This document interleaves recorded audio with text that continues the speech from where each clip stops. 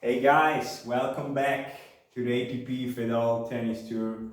I'm your host, Jim Courier, and in the next few minutes I want to tell you something about the tactics of the French Open, of the upcoming French Open this year, which is actually starting with the semi-final from Rafael Nadal and Stan Wawrinka. And we're really appreciating this match. We're really looking forward to it after the long COVID-19 break. So yeah, I did some drawings for you. I'm sorry, they're not really good, but yeah, I can't use my computer while the COVID-19 breaks. So yeah, I hope you can understand it. So let's see what's really crucial in this match and what is important for these two players, what they have to do to take the win, and what are the tactics for them especially. So I made a few of them because these guys are really talented and have a lot of skill, a big skill set for both. But yeah, let's say I take the most important tactics for Rafa and Stan. So perhaps let's begin with Rafa, with the tactic one that he used a lot on the tour, and he's really efficient and really important for him that he can set this up in the match. So yeah, it would be the long line. He plays often after the return. It is a high intensity power shot he uses after the serve of his opponent. He goes straight with a long line, and then he closes the angle, go forward in this position more or less, and then he uses a short volley to like end the point up in one or two shots. And then he has some variety in his game. He plays it long line, the volley, drop shot, and also cross court. And if he can play it properly, there is no chance, almost no chance for his opponent to win a point. Because if he plays this high intensity power shot, long line, straight down the line, and you have to hurry that you get the shot. You cannot even think about what you do with the shot. You just think about how to get it back in play. Then you're under a lot of pressure, and Rafa knows that exactly, and he has a high sentence of anticipation. He goes straight forward as much as he probably can. He has some really good reactions too, and then he can use his feeling to put there the drop shot volley in one or the other direction. Yeah, that's maybe his biggest weapon, his biggest strength on the Fedal Tour so far. And of course, he's also well known for his physicality, for his physiques. He's really strong. He did a lot of high intensity workouts throughout the break. So yeah, we can appreciate another really good Rafa in Paris, I hope. And yeah, what makes him so dangerous is his ability to play these never-ending points, to go from one side to the other actually. And yeah, he's almost unplayable then if he's not doing some errors, and then it's really tough against him. And the biggest weapon he uses after he goes from side to side, if his opponent is getting a bit too short, he has always the ability with the backhand to do some low high pressure shots. That means he's paying attention that the ball is getting not too high over the wall, over the board, on front of the wall, and then he's striking it really hard with a lot of power cross court. That's perhaps his favorite shot, and he's he's able to gain this shot too on the long line side. So yeah, he has a lot of variation also in these rallies. He goes side to side, and then if you get a little bit too short with Rafa, you're over, you're done, because then he goes straight with these hard, low, high pressure backhand shots, and yeah, that is a really good weapon also against Stan and also on clay. But we have to see how he can handle with the balls, because they're not as low as the other ones. They're jumping a bit higher, and so it would be, yeah, it would be a little changing of settings over there in Paris, but we will see. It would be really interesting to see if Nadal can place these shots as well in Paris as he did so far in this year's ATP Fedal Tour, but we will see. It would be very, very interesting. And then let's go to the other man, Stan, the man from Switzerland. He was furious last year, ladies and gentlemen. He was furious.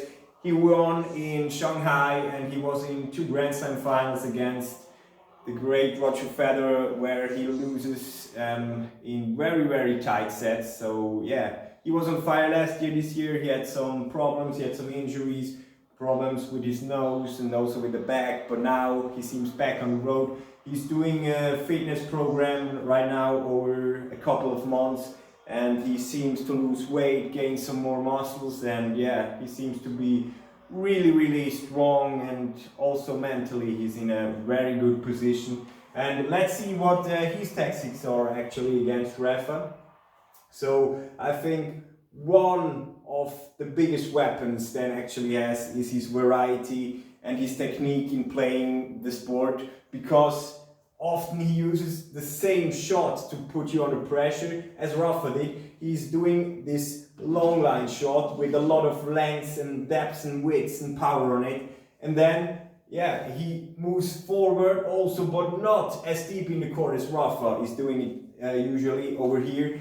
He's moving forward, let's say on the tee position or a bit further, and then he's going for the killer shot, you know, with a lot of accuracy. He's doing this 3-angle shot over here, and then the ball is almost dead over there. And if he's feeding the ball there is almost no chance to do something against it. So you have to be very careful that this man is not coming to the tee position and hit some really, really dangerous balls in your long line area with a lot of length and depth and width on it, and then you can go forward, he can go forward, and he can place it this absolutely killer shot where you have no chance against it. So this is something Rafa has to abuse, because it's really a dangerous weapon of Stan.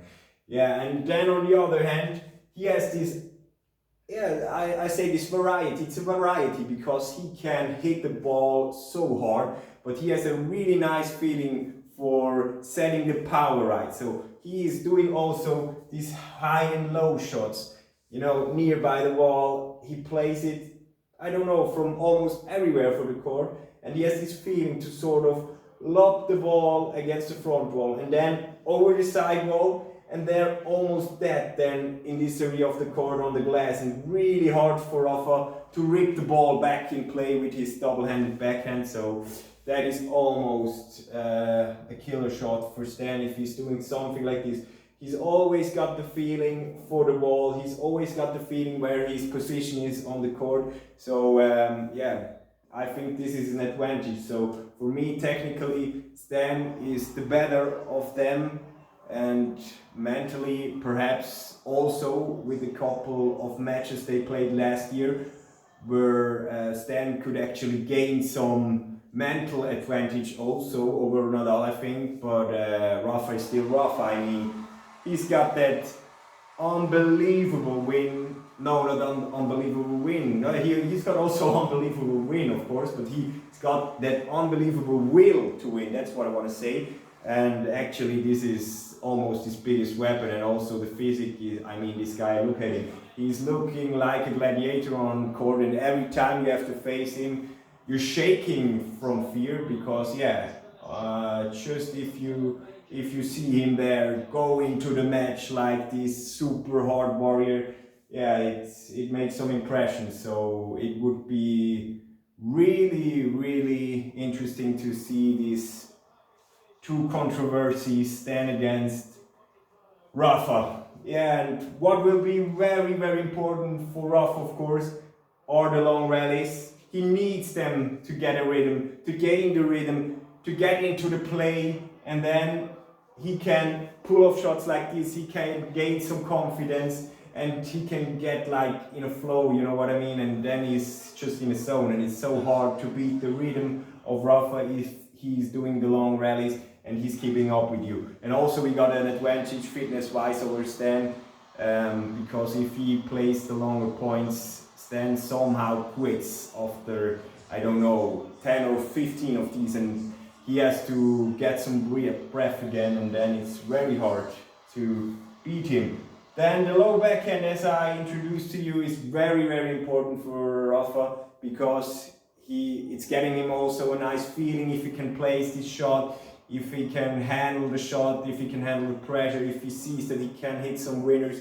It gives him so much confidence. So this low backhand is also a very important shot. Then also the drop shots, of course, Rafa has some really nice feeling in his hands. If he's there mentally, he's really, I don't know, he has a really good hand actually, because on first sight you think he's just that massive guy that plays the power tennis, but he also has this feeling in his hands for the drop shots and for a little bit of magic, would Roger say to that. So yeah, that is also important, because actually he can make so many points on the drop shots against Stan, because yeah, he's not the fastest. He's fast, but he's not the fastest. So the drop shots are important for Rafa. And of course, one big point and one big factor, and a crucial factor actually, is his mentality, because yeah, sometimes he beats himself. Not the opponent beats him, but he beats himself. He's getting angry about some small things, little things, and then yeah, he just gets crazy and loses point after point, and yeah, it's not so easy, I think, for him sometimes, because of his big will.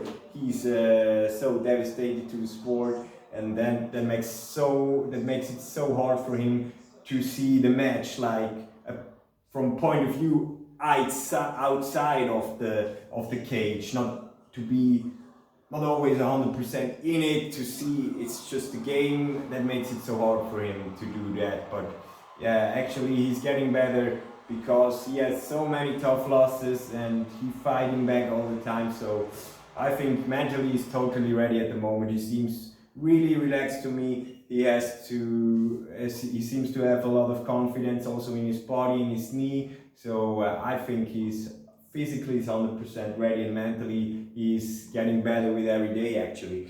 And for Stan, what is most important are the short points, in the opposite to Nadal's long rallies, because Stan can gain also a rhythm over short points. If he is playing a lot of short points, he can gain the rhythm the same as Rafa did with the long rallies. And then yeah, he is so hard to play, man, I swear, because if he got the short points and he got the winners, he's coming to this unbelievable zone. He's really in the zone, and nobody has a zone like Stan, because he's actually there, and then yeah, it multiplicates the zone like 1,000 times, because he's so in it. It's incredible.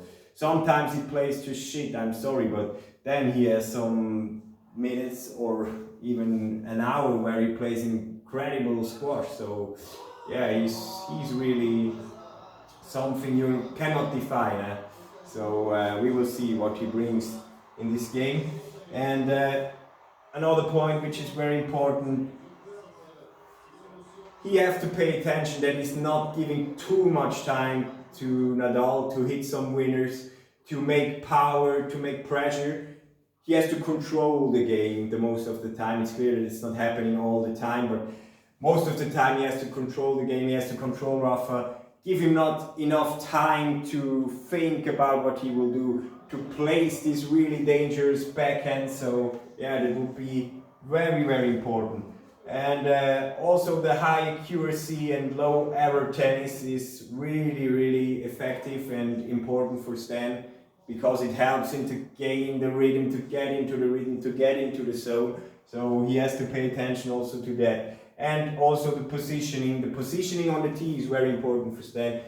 If he's here, he is almost the best player on tour to hit some winners. He's really in the position to hit some very nice winners over the wall, and to have this little sort of variety, which is not always there. at Rafa's game or also Roger. So he has that great techniques and variety. So in general, I expect a really, really close match. It's really hard to say which one is the better. It's just a little margin that defines the winner from the loser. So I think we will see perhaps a 4-setter.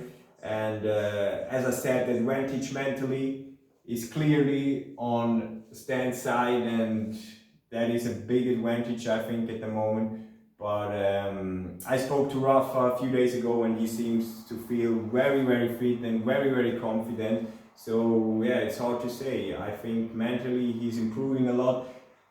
Physically he's actually very strong, yeah, and he makes a real good impression to me also. So I can just say I'm looking forward to this match and to see these guys play again after the long period we had with this COVID-19. And yeah, let's play some tennis, guys, and the better should win. So I hope for a good match. See you soon on the moon, guys.